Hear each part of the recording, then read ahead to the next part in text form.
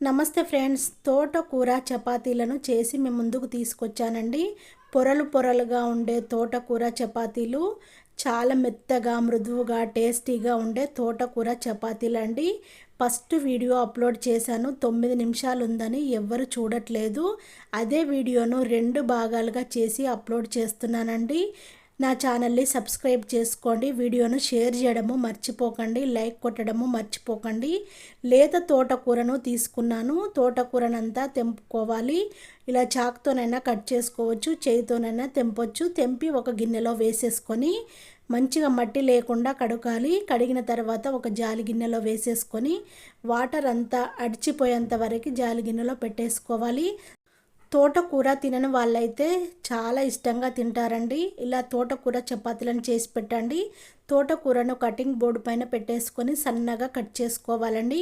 ఎంత వీలైతే అంతవరకు సన్నగా కట్ చేసి పెట్టేసుకుంటేనే తోటకూర చపాతీలు చాలా మెత్తగా మృదువుగా ఉంటాయి. లావుగా రాకుండా కూడా చాలా బాగుంటాయి చపాతీలు.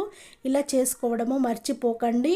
తోటకూరనంతా సన్నగా కట్ చేసి పెట్టేసుకున్న తర్వాత మిగతాది పక్కన పెట్టేసుకోవాలి. సగం వరకే కట్ చేశాను, మిగతా సగము మరొక వీడియోలో చూపిస్తాను.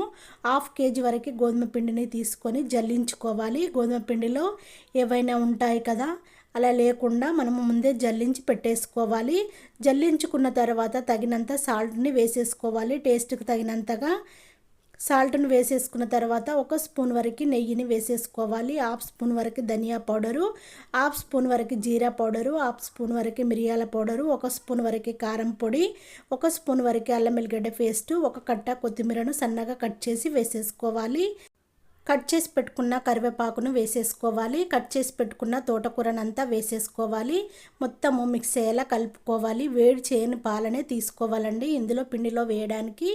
ఇవి పచ్చి పాలే 1/2 గ్లాస్ వరకు వేసేసాను. పాలంతా కలిసేలా మిక్స్ అయ్యేలా కలుపుకోవాలి. ఇప్పుడు వాటర్ని తీసుకొని కొంచెంగా వేసేసుకొని పిండినంతా ముద్దలాగా రెడీ చేసుకోవాలి.